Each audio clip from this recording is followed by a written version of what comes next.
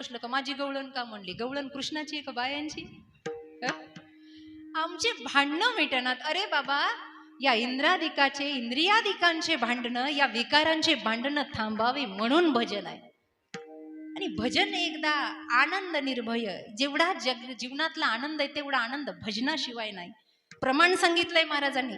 जीवनातलं सर्वात मोठं समाधान प्राप्त करून घ्यायचं असेल तर एकच आहे, सदा नाम घोष करू हरी तेने सदा चित्ता, सर्व सुख ल्यालो सर्व अलंकार आनंद निर्भय. सगळ्यात मला सांगा, आनंद उल्हास शांती हे शब्द कुठे शोभून दिसतात? कुठे? राजकारणात,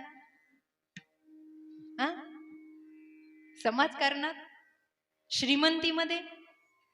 इथे फक्त परमार्थिक माणूस लागतो.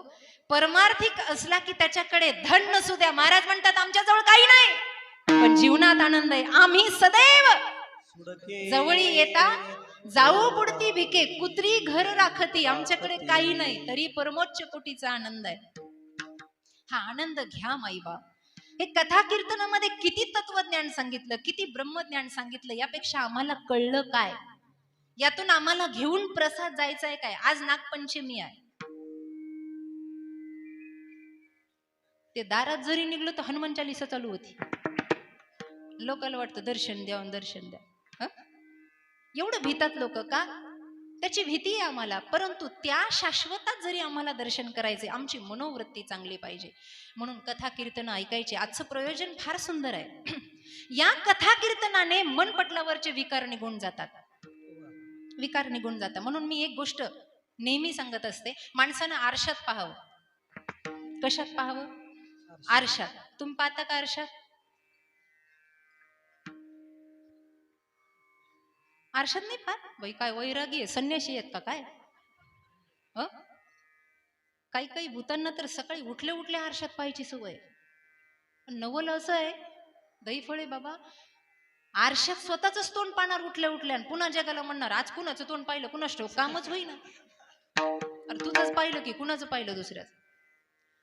कथा कीर्तन हे एक आरसा आहे.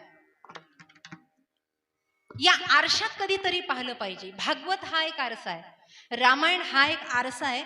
ज्या दिवशी या आरशात आपण पाहू त्या दिवशी आपली इज्जत आपल्याला कळते. आपण रावण आहे, कुंभकर्ण आहे, आपण हिरण्यकशिपू आहे, आपण कोण आहे ते बघण्यासाठी हा परमार्थाचा आरसा आहे. मी कोण आहे? मी आज कीर्तनात बसले किंवा बसलो, मी कोण आहे? मी कशी भक्ती करतो? मी शबरी आहे का? माझी उष्टी बोरं राम खातील का? राम येतील का? कुत्र विचारी ना आपल्याला.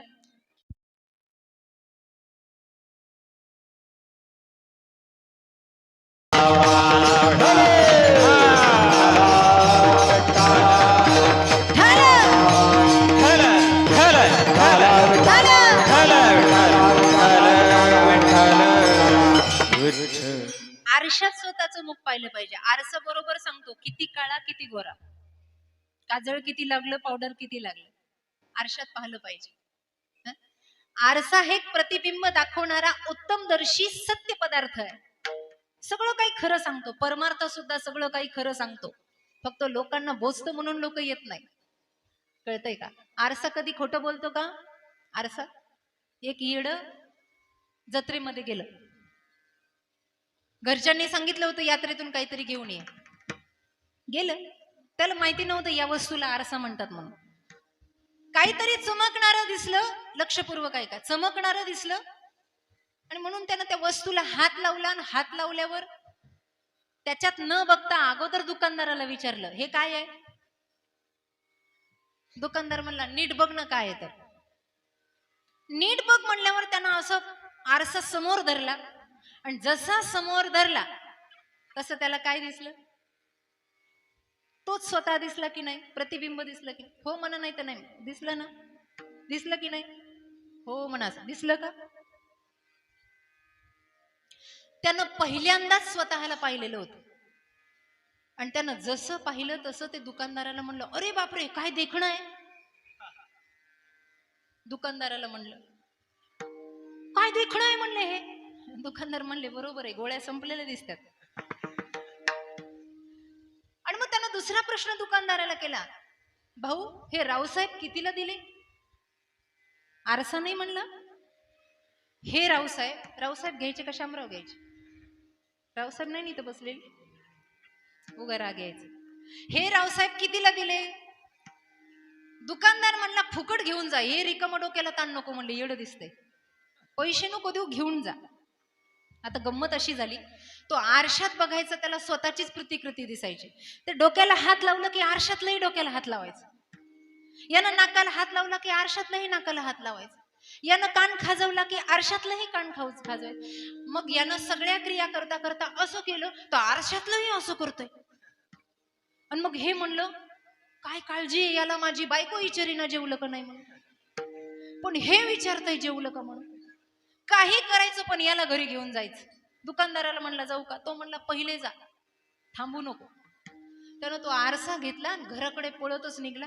बरं जाताना तरी गुपचूप जावं, त्या आरशात असं मान हलवतं की ते पुढचंही मान हलवतं. म्हणायचं चला आपल्या घरी, ते आरशातलं म्हणायचं चला आपल्या घरी. आवाज याचा होता पण क्रिया समोरच्याची होती. असं करत करत घराच्या जवळ आलं आणि म्हटलं स्वतःच्याच मनाला, काही झालं तरी हे रामभाऊ, हे रावसाहेब कोणाच्या हाताला लागू द्यायचे नाही. हे एवढेच असे आहेत की माझी काळजी घेतात. कोण? आडगळीच्या खोलीत गेला आणि आरसा लटकवला आणि त्याच्यावर पांघरून टाकलं. घरातले इकडे तिकडे गेलं का तासन तास त्याच्याशीच बडबड करत बसायचं. आज बाळूच्या माईने असं केलं, बापाने असं केलं, माईने तसं केलं, वगैरे वगैरे. त्याच्याशी गप्पा, राजकारणाच्या गप्पा, तासन तास त्या आरशात बघून बोलायचं. त्याला कळत नव्हतं मीच आहे म्हणून. आरसा हे प्रतिबिंब दाखवतो. बायकोच्या डोक्यावर परिणाम झाला. ती म्हणली हे येडं आडगळीच्या खोलीत जाऊन काय करतंय? इतके दिवस तर जात नव्हतं, आता गेलं तर तासन तास बाहेर निघत नाही, करतंय काय? म्हणून हे बघण्यासाठी तिनं विचार केला एक दिवस तरी या खोलीत जायचं, गेलं पाहिजे. हे कामाला गेलं आणि तिनं कुलूपच तोडलं महाराज. जसं कुलूप तोडलं तसं त्या खोलीमध्ये आली. सगळी खोली पाहिली, कुणासोबत बडबड करताय, माणूस दिसेना, कुणी दिसेना. हे वेडं झालं की काय, काय झाले माझ्या नवऱ्याला नेमकं? महाराज तिला दुःख झालं आणि बघता बघता बघता तिनं त्या कोपऱ्याकडे पाहिलं, तिथं कपडा असा टाकलेला होता. आणि जशी जोरात गेली तो कपडा असा सरकन ओढला आणि जसं ओढलं त्या आरशात तिनं पाहिलं, ती मोठ्यानं आरडली, आत्या! सासू म्हणली काय ग? तुमच्या पोरानं बघा कोणती सटवी आणून ठेवली म्हणली. कोण होता आरशात? मोठ्यानं आरडली. आता सासूलाही दम निघे ना. ती म्हणली नेमकं पोरानं काय कारणामं केलं? तिनं हातातलं काम टाकलं आणि सुनाला म्हणली सरक सरक बाजूला, मला पाहू दे कोण येतं, कशी आहे मला पाहू दे, तुझ्यापेक्षा देखणी आहे का मला पाहू दे. तिनं सुनाला लोटलं आणि म्हातारीनं आरशात पाहिलं. अगं बाई म्हणली तरणी तर आणायची, यानं म्हातारी आणली.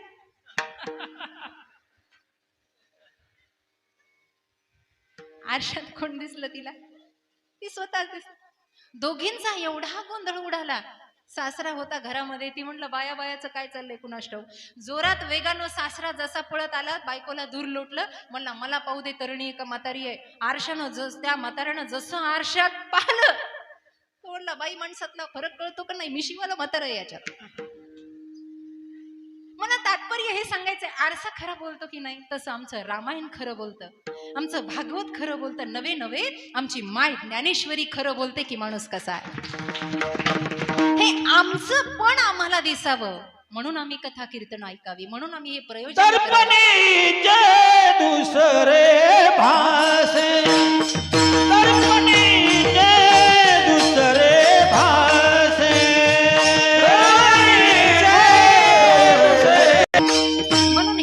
धन्य करण्यासाठी या आरशात बघावं, याच्यात उजळून बघावं, प्रतिबिंब स्वच्छ बघावं, यासाठी हे सर्व आहे. नरहरी महाराजांचं प्रमुख प्रयोजन शिवाची आराधना होतं. मायबाप एवढी काटेकोरपणे आराधना कशी करावं हे संतादिकाकडून शिकावं. त्यांनी संपूर्ण समर्पण केलं. समर्पण. आज नागपंचमी आहे, आता श्रावण मास आजपासून प्रारंभ झाला. आज पहिला श्रावणी सोमवार आहे. आता महिनाभर महादेवाचं तोंड दिसत, पुढच्या महिन्यात गणपती. लगेच देव बदलतो की नाही आपण? निदान यानं नाही पैसा दिला तर तो तरी देईल. बाबा जगातली उच्च कोटीची श्रीमंती शिवाच्या दरबारामध्ये आहे, पण उपासना कशी करावी आम्हाला माहित नाही. मार्ग दाऊने गेले आधी दयानिधी, येणेची पंथे चालू या मार्गावर या. वेगवेगळे कारण सांगितलेले आहेत आराधना करायचे, पण सगळ्यात मोठं ताट भरलं तुम्ही ताट. आमचं महिला मंडळ पूर्ण शृंगारानं तयार झाल्या, पुरुष मंडळ तयार झालं, पूजेचं ताट सुद्धा भरलं. नाही नाही त्या प्रकारची उपकरणं त्या ताटामध्ये आम्ही एकत्र केली. इत्र अत्तर घेतलं, सुगंधी महागातलं अत्तर घेतलं, पंचामृत घेतलं देवाला अर्पण करण्यासाठी. पंचामृत स्नानम समर्पयामी, शुद्ध गंगेचं जल घेतलं आपण कमंडलू मध्ये, सगळं काही घेतलं. मंदिरामध्ये जाताना आपण एकमेकीला विचारतो, अगं हे घेतलं का? हो घेतलं ना. अगं ते घेतलं का? हो घेतलं ना. सगळं घेतलं, पण कोणी कुणाला हे विचारत नाही, मन घेतलं का? मन. कारण देवाला सगळ्यात जास्त आवडणारं फूल म्हणजे माणसाचं मन आहे. हे मन ज्या दिवशी आपण समर्पण करतो ना, त्या दिवशी खरी नागपंचमी साजरी होते, त्या दिवशी खरा श्रावण मास साजरा होतो. मन अर्पण केलं तर, हे मन माणसानं तिथे अर्पण करावं. संताधिकांनी हे केलं. तासन तास ते पूजा पाठ करत बसतायत, आराधना करतायत, ओम नमः शिवायचा गजर करतायत, आणि मग त्यांच्या जीवनामध्ये एक प्रतिकात्मक जीवन, दर्शनीय लक्षणीय तेज त्यांच्या समोर प्रगट होतं. ते प्रगट स्वरूप अभंगाच्या प्रथम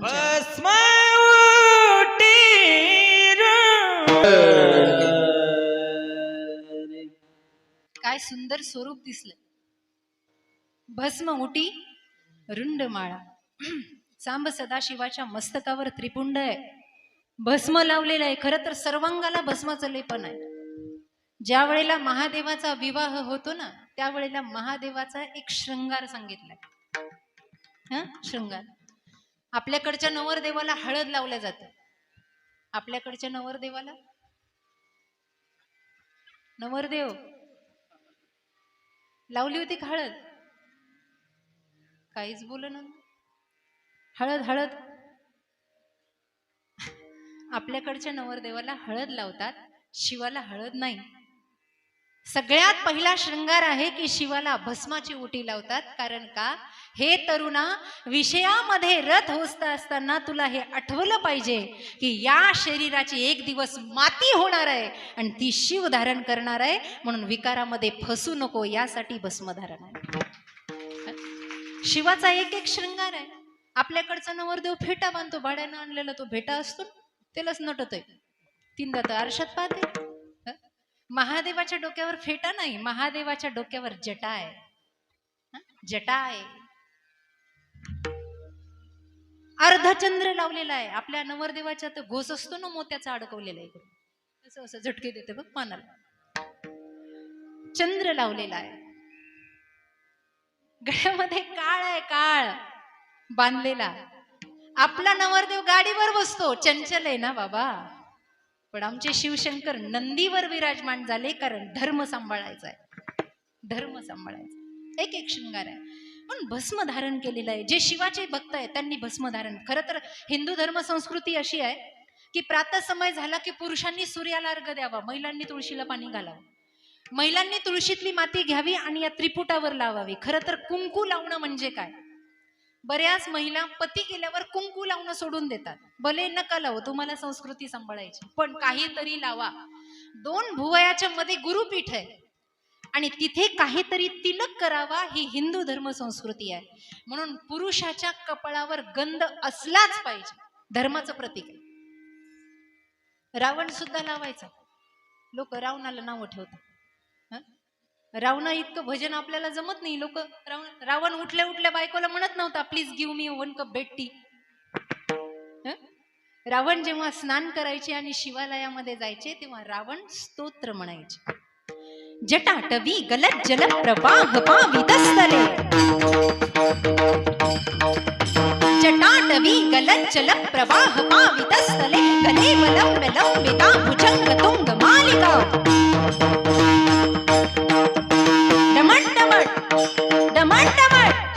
डमण डमण डमण निनाद वट्ट मरवयं चकार चंड तांडव, तनोतु नः शिव शिव, तनोतु नः शिव शिव, तनोतु नः शिव शिव. असं तांडव. आणि असं तांडव म्हणलं तर घरातले तांडव जात असतात. कळतंय का? हे तांडव रावण म्हणायचा बाबा. मग रावण किती भक्तिवान असेल. ज्या महाराजाचा आदर्श आपल्या हृदयात आहे त्याच्या मस्तकावर काय आहे? त्रिपुंड आहे. शिवाजी महाराजांचा फोटो कधी पाहिला? प्रतिमा पाहिली? पुतळा पाहिला? काय आहे मस्तकावर? राजा आहे राजा. राजाची ख्याती आपल्याला सांगण्यात काही? ती सगळ्यांनाच ठाऊक आहे. नाही म्हणलं तरी ती मनातून उमटते. आता माझ्या मागे म्हणा, मी काय म्हणते ते माझ्या मागे म्हणा, माझ्या मागे म्हणा, माझ्या शिवछत्रपती शिवाजी महाराज की.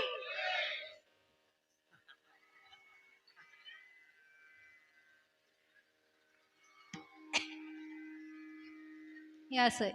कसं कीर्तन करावं? मला हे दाखवून द्यायचं होतं की जय इथून निघतं बाबा, ते म्हणायला लावायची गरज नाही.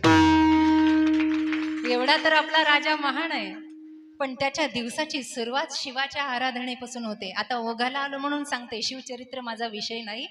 शिवाजी महाराजांच्या काळामध्ये जेवढे शिव मंदिरं बांधले गेले तेवढ्या सगळ्या शिव मंदिराचे दरवाजे खुजे आहेत. खुजे म्हणजे छोटे आहेत. एकदा मावळ्यांनी विचारलं होतं, राजा किल्ल्याचे दरवाजे पहाडासारखे केले आहेत पण मंदिराचे दरवाजे छोटे का? तेव्हा राजांनी उत्तर दिलं, मावळ्यांनो ऐका, पुढे कलियुगामध्ये पिढी चांगली येईल का नाही मला माहित नाही. जगामध्ये श्रीमंतीचा एवढा अभिमान राहील की कुणी कुणाच्या समोर झुकेल की नाही मला माहित नाही, पण जगातला माणूस कुठेतरी नाही झुकला तरी माझ्या महाराष्ट्रातला माणूस शिवासमोर झुकावा म्हणून दरवाजे छोटे बनवले. म्हणून शिव मंदिराचे दरवाजे छोटे आहेत. वाकून जावं लागतं. ज्योतिर्लिंग बघा तुम्ही, सगळे ज्योतिर्लिंग बघा, असं वाकून जावं लागतं का? अरे जिथे झुकला तिथेच मोठा झाला. हे आपल्या राजानं आपल्याला शिकवलं.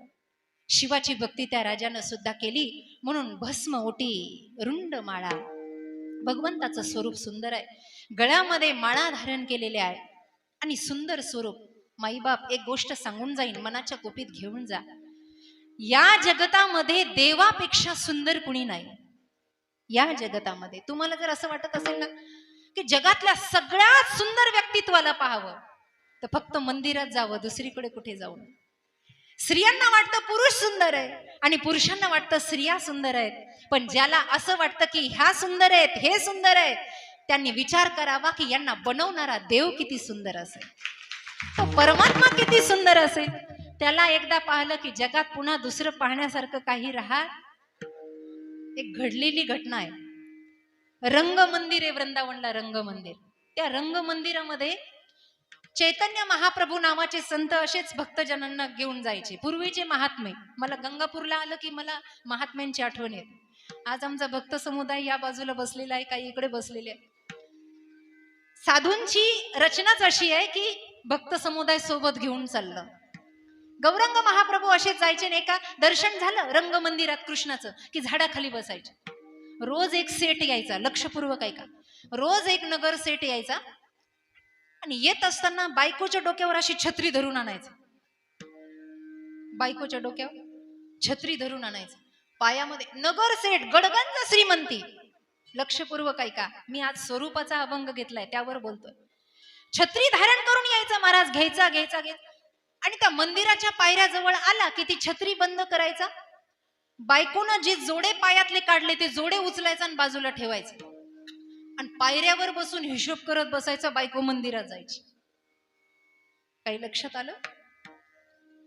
गौरांग महाप्रभूने एकदा पाहिलं, एक आठवडा गेला, दुसरा आठवडा चालू झाला. ते म्हणले ही भानगड काय आहे? शिष्यगणाने सांगितलं त्याची बायको एवढी सुंदर आहे महाराज, तुम्ही पाहता जरासं ऊन लागलं तर अंग लाल पडतंय, एवढी नाजूक तिची कांती आहे आणि त्याला असं वाटतं सगळ्या जगात माझ्या बायको एवढं सुंदर. हा, तुम्ही असंच म्हणत जा घरी गेल्यावर, म्हणजे भांडण होत नाही. बायकोला म्हणायचं जगात सुंदर तूच आहे बाई, दुसरं कुणी नाही. गरम गरम चहा भेटतोय बघा. त्याला वाटायचं माझी बायको नाजूक आहे, सुंदर आहे आणि म्हणून तो प्रतीक्षा करत तिथे हिशोब करत बसायचा. बायको मंदिरामध्ये जायची, तिचे जोडे सांभाळायचा. एक दिवस महात्म्याला राहवलं नाही. महात्मा असा असतो की तो संगतीत आलेल्या सगळ्याची सुधारणा करतो, किती वाईट माणूस असू द्या. गौरांग महाप्रभूने त्याचा कान धरला. मूर्खा, मंदिरात कधी गेला होतास का? तो म्हणला माझा काही संबंध नाही, लांब लांब पर्यंत देवाचा आणि माझा काही संबंध नाही.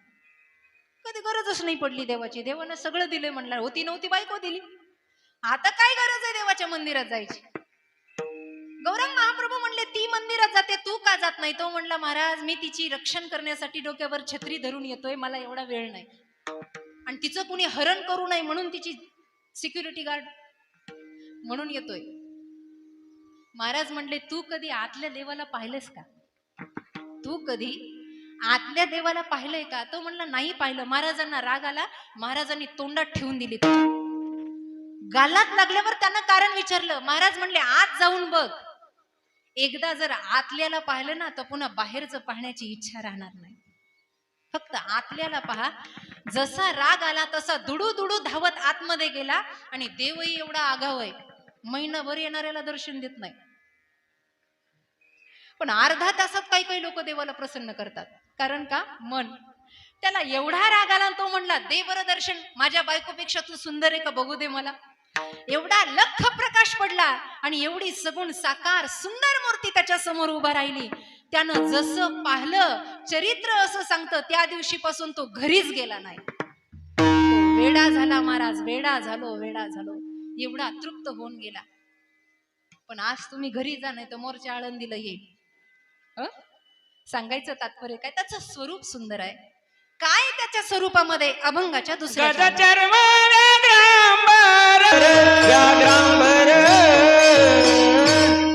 गजचर्म व्याघ्रांबर, गळा किंवा कंठी शोभे वासुकी हार. आज नागपंचमी आहे, नागडोळ तीर्थक्षेत्र आहे. खर तर नागदेवता स्वयंभूत स्वयं साक्षी शिवाचं स्वरूप आहे. शिवाला धारण करण्यासाठी तो नाग तिथे, काही लोक त्याला शेष म्हणूनही पुजतात. खरं तर नागपंचमीची कथा, आजची कालिया दमनाची कथा सांगितली जाते काही ठिकाणी, की भगवंता त्या शेषावर उभा राहिले, कालियाचं मर्दन केलं. यमुनेच्या डोहातलं जल त्या कालियानं अपवित्र केलं होतं. परंतु तोच जर महाकाय शंकराची विभूती घेऊन आला, तो ती नागदेवता म्हणून या जगात पूजल्या गेला. तुम्ही जेवढं त्याला स्मराल, जेवढं त्याला भजाल, तो आपल्या पाठीशी राहतो. काही काही ठिकाणी स्वयंभू महादेवानं नाग बनून भक्तांना दर्शन दिलेलं आहे. पण काहींना जर त्याची भीती वाटत असेल की नाग निघाला, मग काठ्या घेऊन लोक पळतात, असं करू नका. फक्त एका ऋषीचं नाव घेतलं ना की नागदेवता जाग्यावर स्थिर होते. आस्तिकाय नमः. 9 नागकन्या आहेत. जरद कारू, जरद प्रिया, मनसा सिद्ध योगिनी, वैष्णवी नाग भगिनी, नागेश्वरी तथा जरद कारू प्रिया आस्तिक माता, अशा 9 जणी आहेत. या 9 जणीपैकी एकीचं जरी नाव घेतलं तर शास्त्र असं सांगतं की नाग आपल्या वंशाला सुद्धा स्पर्श करत नाही. लक्षात घ्या. खर तर प्रत्येक प्राण्याला जवळ केलंय, प्राणी मात्रावर दया केली प्रत्येक अवतारामध्ये देवाने. ते याच्यासाठी की मनुष्याला शिकवायला की बाबा हे प्राणी सुद्धा सद्गतीला जाऊ शकतात चांगल्या संगतीत आल्यावर. म्हणून नाग असेल, नंदी असेल, गरुड असेल, उंदीर असेल, मोर असेल, वाघ, सिंह, हत्ती, तुम्ही बघा प्रत्येक देवतानं एक एक पशु, एक एक प्राणी निवडलाय. तो याच्यासाठी की माणसाचं डोकं जाग्यावर यावं. का चांगल्या संगतीत गेल्यावर हे सुधारतेत बाबा, माणसं का नाही सुधारायची? हे असं आहे. म्हणून सगळ्या गोष्टी जागृत करण्यासाठी आहेत. आज नागपंचमीचा दिवस आहे, शिवाची कथा ऐकावी म्हणून एक शिवचरित्र मी आपल्यासमोर मांडणार आहे. त्या अगोदर विठोबा रुक्माईचं भजन घेऊ. विठोबा रखुमाई, विठोबा रखुमाई, विठोबा रखुमाई. शिवलीलामृत ग्रंथातील सुंदर कथा चिलिया बाळाची आपल्याला ऐकायची आहे. आज श्रावण सोमवाराचा, श्रावणातला पहिला सोमवार आहे. मनुकृत ग्रंथ आहे, पण आख्यान खूप छान आहे. ते मी आज या व्यासपीठावर आपल्याला सांगणार आहे. पण तत्पूर्वी कोणतीही कथा ऐकण्यासाठी मन स्वच्छ लागतं. ते मन साफ करण्यासाठी भजनाचं झाडू मारूया. हं? सर्वांनी वरती हात करायचे, सर्वांनी. काही काही एकच केलेत निवडून आल्यासारखे.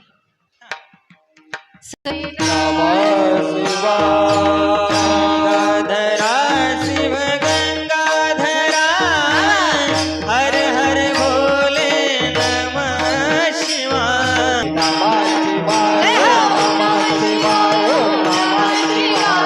हर हर भोले नमः शिवाय ओम नमः शिवाय ओम नमः शिवाय हर हर भोले नमः शिवाय ओम नमः शिवाय ओम नमः शिवाय हर हर भोले नमः शिवाय हर हर भोले नमः शिवाय हर हर भोले नमः शिवाय पार्वती पदे हर हर महादेव हर हर महादेव हर हर. महादेव. थोडं हलकं वाटतंय ना. याला म्हणतात कीर्तन आणि भजन. असं जर तुम्ही केलं ना, मनातले सगळे दुःख, बस हे करणं महत्वाचं आहे. आता जे केलं, डोळ्यातून पाणी वाहू द्या, रडा. जगासमोर रडल्यापेक्षा त्याच्या समोर रडा. जगात कुठेच तुमचं शंका समाधान झालं नाही, खूप दुःख आहे, खूप दुःख आहे. एक बिल्वपत्र त्याला अर्पण करा, एक लोटाभर पाणी घ्या आणि लोटाभर पाणी अर्पण करताना फक्त सगळं जग विसरून त्याला धारण करा. ओम नमः शिवाय. जगात कोणतंही दुःख जीवनात राहतच नाही. जिसके सिर पर भोले का हात है उसे डरने की क्या बात है बाबा. जगातलं सर्वात मोठं समाधान. सर्वात. चांगुना आणि चिलिया, श्रेयाळ आणि चांगुना हे पती पत्नी आहे. ऐका, खर तर वारकरी संप्रदायामध्ये मनोकृत ग्रंथ सांगितले जात नाही, पण आपण सगळे शिवभक्त या ठिकाणी विराजमान आहात. आणि आळंदीवरून माऊलींच्या दरबारातून सिद्धेश्वराचा प्रसाद आणलाय आपल्यासाठी. कारण या चारही भावंडांच्या जिथे जिथे समाध्या आहे तिथे तिथे शिवलिंग आहे. बघा तुम्ही, आदिनाथ उमा मच्छिंद्रा लाधले त्याची प्रेम मुद्रा पूर्ण कृपा केली. असं आहे बाबा. मूळ सुरुवात तर इथूनच प्रारंभ आहे. हे माहेर घर आहे वारकऱ्याचं. श्रेयाळ राजा होता आणि चांगुणा त्याची पत्नी होती. प्रगाढ शिवभक्ती, गडगंज संपत्ती. पती पत्नींचा विवाह झाल्यापासून त्यांनी संकल्प केला होता, बायको प्रेमळ असावी, मितभाषी असावी आणि परमार्थामध्ये नवऱ्याला साथ देणारी असावी, तर ती तिच्या कुळाचा उद्धार करते. लोक म्हणतात मुलीचं लग्न केलं की 42 पिढ्यांचा उद्धार आहे, पण केव्हा ती पतीशी समर्पित असेल तर. ती जर व्यभिचारिणी झाली तर ती तिच्या संपूर्ण पिढ्यांना नरकात घालते. चांगुणा ही उत्तम पतिव्रता होती. तिनं तिच्या पत्नीला त्या पतीला विवाहाच्या पहिल्याच दिवशी सांगितलं, ऐका, मीही शिवभक्त आहे, आपणही शिवभक्त आहात. आपल्या दोघांनाही पैशाची कमी नाही, संतती तर पुढे भोलेनाथ देणारच आहे. आपण एक संकल्प करूयात. काय? दारात आलेल्या अतिथीला कधीही निर्मुख जाऊ द्यायचं नाही. त्यानं कपडा मागितला, कपडा द्यायचा. त्यानं अन्न मागितलं, अन्न द्यायचं. त्यानं अर्थ मागितला, अर्थ, पैसा द्यायचा. त्यानं मनुष्यबळ मागितलं, मनुष्यबळ द्यायचं. काही ना काहीतरी त्याला द्यायचं, पण आलेल्या अतिथीला निर्मुख म्हणजे खाली हाताने जाऊ द्यायचं नाही. राजा राणी होते, संसार करायला लागले. बराच काळ हा त्यांचा संकल्प नीट चाललेला होता. लग्नाला 5-6 वर्ष झाले, पण मूलबाळ होत नव्हतं. एक दिवस श्रेयाळ आणि चांगुणा शिवलिंगाच्या जवळ बसून रडायला लागले. भगवंताच्या आशीर्वादानं कुस पावन झाली आणि एक सुंदर मुलगा पोटी जन्माला आला, ज्याचं नाव चिलिया असं ठेवलं. सुंदर बाळ जन्माला. पण एवढ्या आधी व्याधी उपाधीत सुद्धा घरातला संकल्प तुटला. वारकरी पण पक्के असतात, वारकऱ्याच्या घरातला संकल्प कधी तुटत नाही. बायकोला माहित असतं हे जास्त कमवत नाही, पण हे जेवढं कमवतं तेवढं इमानदारीतून कमवतं. म्हणून वारकऱ्याच्या बायका या धनधान्यानं भरपूर जरी नसल्या तरी मनानं श्रीमंत असतात. भाजी भाकरी वारकऱ्याला खाऊ घालाय. मला संकल्प मोठा होता. संकल्प चालू झाला, कैलासाचं सिंहासन डगमगू लागलं. जेव्हा मृत्यू लोकामध्ये एखादा भक्त आराधना करतो ना, तेव्हा त्याचं व्यासपीठ हलतं, त्याचं आसन हलतं. पार्वतीनं विचारलं महादेवाला, बोले शंकरा, एवढे ते दोघं पती पत्नी भक्ती करता, भजन करता, तुम्ही त्यांना दर्शन का देत नाही? तेव्हा महादेवानं सांगितलं, उमा, पार्वती, ऐक, नुसतं भजन करून भक्ती करून मी कुणाला दर्शन देत नाही. मग ज्या वेळेला मी परीक्षा घेतो, माझ्या परीक्षेत तो भक्त खरा उतरतो, त्या दिवशी तो माझा असतो. कारण बऱ्याच लोकांना परीक्षेच्या वेळेला पळून जायची सवय, पेपरच द्यायचा नाही आणि पुन्हा देवाच्या डोक्यावर खापर फोडायचं. हा देव आपल्या कामाचा नाही. परीक्षा दिली पाहिजे. बरेच लोक म्हणतात भजन करताना देवाने अडचणी कशाला आणाव्या. अरे ज्या दिवशी भजनात अडचण येते ना, त्या दिवशी समजावं भजन खरं आहे. भजनात अडचण आली, उपासनेमध्ये अडचण आली, सर्दी झाली, एखादा नियम केला, रोज हरिपाठ घ्यायचा, 4-5 दिवस घेतला आणि तापच आला, समजायचं हरिपाठ चांगला चाललाय. ताप आला म्हणजे चांगलं चाललंय. विघ्न नाही म्हणजे अजून पक्क. वारीमध्ये विघ्न आलं, समजायचं वारी या वर्षीचीच पक्की आहे. आतापर्यंतच्या वाऱ्या खोट्या. विघ्नाला पार करून जो वारीपर्यंत पांडुरंगाच्या जातो, वारी वारी जन्म मरणाची वारी. श्रेयाळ चांगुनाचं आतापर्यंत चांगलं चाललं होतं, पण आता भगवंतानं मनावर घेतलं. म्हणले, पार्वती, तुझी इच्छा आहे ना यांना दर्शन द्यायची? हो, मी करतो म्हणले, काय करायचं ते. 5 वर्षाचा झाला होता चिलिया, 5 वर्षाचा. दरबार भरलेला होता. राजा त्याच्या कामकाजाला लागलेला होता. चिलिया अंगणामध्ये खेळत होता आणि चांगुना पाकगृहामध्ये होती, स्वयंपाकगृह. आलेल्या अतिथींना भोजन करण्यासाठी खूप पाहुणे आले होते त्या दिवशी. आणि पाहुण्यात पाहुणा बरोबर 11:15 दारात आवाज आला, माई भिक्षाम देही माव. दारात आवाज खणकणारा होता आणि चांगुणेनं हातातलं सगळं काम टाकलं, दारात येऊन उभा राहिले. दारातल्या अतिथीला तिनं जे पाहिलं ते रूप इतकं विचित्र होतं. डोळ्यामध्ये ओढस होता, त्याच्यातून पू गळत होता, डोक्यावरच्या जटा विखुरलेल्या होत्या, अंगाचा वास येत होता, पायामध्ये खडावा होत्या, हातामध्ये दंड होता, व्याघ्र चर्म परिधान केलेलं होतं, काखेतून पायापर्यंत लटकणारी झोळी होती, अक्राळ विक्राळ दात पसरलेले होते. बघायला गेलं तर कोणत्याच स्वरूपानं त्याच्याकडे पाहावंसं वाटत नव्हतं, एवढा विचित्र अवतार महादेवानं धारण केलेला. आणि आवाज दिला, चांगुणे, अगं मध्यान्ह काळ झालाय आणि याचक तुझ्या दारात आहे, खाऊ घालशील की नाही? चांगुणीला विचित्र काय आणि सुंदर काय, तो अतिथी होता. चांगुणा म्हणली, बाबा माझं काहीतरी पुण्य तुम्ही दारात आलात. तिला वाटलं कुणीतरी भनंग आहे, भनंग. दत्तात्रयाच्या एका रूपाला भनंग म्हणतात. विचित्र अवतार, भनंग, फकीर, कुणीतरी गावचा फकीर असेल, आला असेल मागायला. बाबा जरा वेळ थांबता का? मी तुमच्या आवडीचं रसास्वादन करते, भोजन तयार करते. काय करशील? काय करू सांगा बाबा? पुरणपोळी करू का? पिठलं भाकरी करू बाबा? फलाहार देऊ का? साधी भाजी चपाती करू का? बासुंदीची मेजवानी करू का बाबा? 56 भोग करू का तुमच्या जेवणासाठी? भोजनासाठी काय प्रसाद घ्याल बाबा? सांगा मला. चांगुने, मला असं काही आवडत नाही. मग करायचंच असेल तर एखाद्या नराचा बळी दे मला खायला. मी नर भोजन करतो, मी नरभक्षी आहे, मला नरबळी पाहिजे. हे असं भोजन मला चालत नाही. पायाखालची जागाच सरकली महाराज. आतापर्यंत एवढ्या जणांना भोजन दिलं, पण नरबळी मागणारा हा पहिलाच कुणीतरी याचक आला. अंगावर काटा उभा राहिला, डोळ्यातून अश्रूच्या धारा निघाल्या. हा कोण आहे? हा कुठून आलाय? कसा आहे? जर याला नर भोजन दिलं नाही तर माझा पतिव्रता धर्म भ्रष्ट होईल, माझ्या राजाचं आसन जाईल, आम्ही पती पत्नीने केलेला संकल्प मोडेल. करावं तर काय करावं? बराच वेळ चांगुना काही बोलतच नाही, काही बोलत नाही, निस्तब्ध उभा आहे. सैनिक धावत गेले आणि राजाला बोलावून आणलं.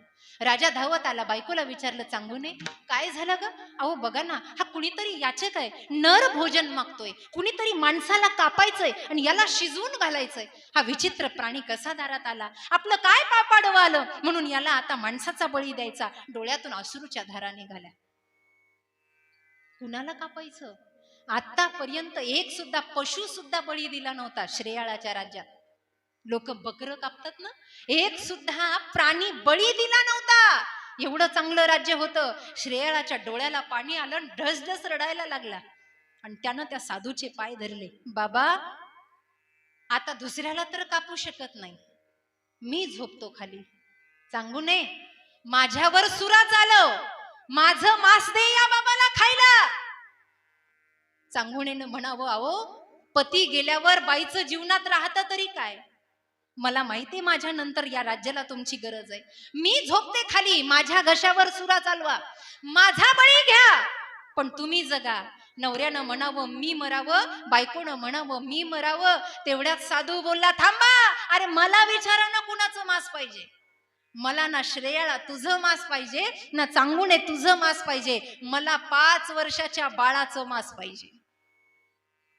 अनेक वर्षाच्या नवसानं उपासनेनं जो श्रेयाळ आणि चांगुनेच्या पोटी चिलिया आला होता ना, त्या चिलियाचं मांस मागितलं या साधूनं. न द्यावा तर संकल्प तुटेल. भक्त असा असतो की तेने हा जीव दिला दान. म्हणून तुकोबाची भक्ती यशाच्या शिखरापर्यंत गेली. नवे नवे महाविष्णूचा अवतार सखा माझा हे संतत्व देवत्वाला पोहोचलं. कारण का, बलिदानच करून टाकलं, घे तुला काय घ्यायचं ते. चांगुणा आणि श्रेयाळ एका बाजूला गेले आणि त्यांनी विचार केला, ऐका, देवाच्या नवसानं बाळ भेटलंय ना, देवालाच देऊन टाकू. असं समजू की देवच आलाय आपल्या दारात. आणि देवच होता बाबा. झालं काय, खेळत होता अंगणामध्ये चिलिया, खेळत होता. आईनं आवाज दिला, बाळ चिलिया. मला सांगा, त्या ममत्वाचा आवाज कुठून निघाला असेल, कसा निघाला असेल. ज्या आईला ठाऊक आहे की बाळ दुडू दुडू धावत आलं की त्याचं मुंडक तोडायचंय, त्याला मारायचंय, काळजाचा तुकडा कापायचा आहे, त्या आईने आवाज कसा दिला असेल. ए चिलिया, अरे तुझ्याशिवाय हा याचक भुकेलाय. आपल्या खानदानाचा, आपल्या वंशाची परंपरा टिकवायची असेल तर माझ्या बाळा धावत ये रे.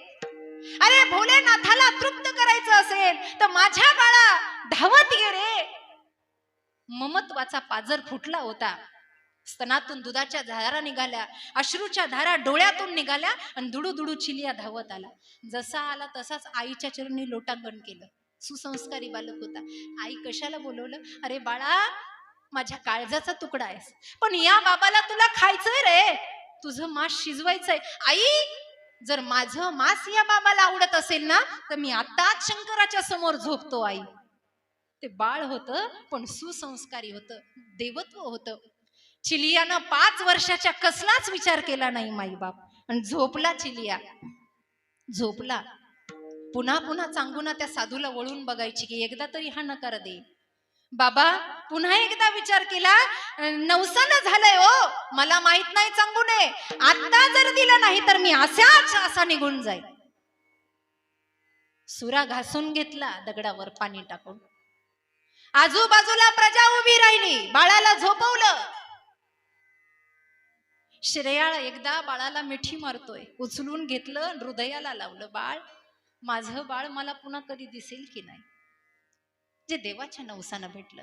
ज्या आई बापाला लेकरं शिक्षणासाठी बाहेर जातात, 4 दिवस लेकांशिवाय करमत नाही, त्या श्रेयाळ आणि चांगुनांनी लेकरू कसं कापलं असेल. ही काही कुठली वसा आणि वारसा घेणारी भाकड कथा नाही, ही याच भारतात घडलेली कथा आहे. श्रद्धा ठेवा. सुरा कापलेला, तो घासलेला समोर आणला, चकचकीत. चिलिया बाळ घाबरला नाही, असा निश्चित पडून राहिलेला आहे आणि घडोघडी स्मरण करतोय, ओम नमः शिवाय, ओम नमः शिवाय, ओम नमः शिवाय. जसा सुरा घेतला तसाच मानावर टाकला. धड आणि मुंडकं वेगवेगळं झालं. चांगुनेला वाटलं कधीतरी हा साधू गेला ना की मुंडकं जवळ घ्यावं आणि हृदयाशी धरून एवढं रडावं, कारण काळजाचा तुकडा आहे. म्हणून ते मुंडकं तिनं घेतलं आणि एका टोकरीच्या खाली झाकून ठेवलं. साधूनं पाहिलं आणि विचारलं, मुंडकं कुठे आहे? त्याच्या मेंदूचा मांस मला खायचंय, मला त्याच्या धडाचा भाग नको, मला नैवेद्य त्याच्या मुंडक्याचा हवाय. काय म्हणावं या बाबाला. परडी खाली झाकून ठेवलेलं ते मुंडकं, ते शीर आणलं. बाबा हे खायचंय तुम्हाला? हो. पण ऐक, असं लगेच शिजवायला टाकायचं नाही, मग याचं कांडण करायचं, याला उखळात टाक, ओव्या म्हण. आणि जर तुझ्या डोळ्याला पाणी आलं तर अशाच असं निघून जाईल. कोणती माय या जगातली लेकराच्या बोटाला ठेच लागली तर आईच्या डोळ्यातून पाणी येतं, जिला कांडण करायचंय.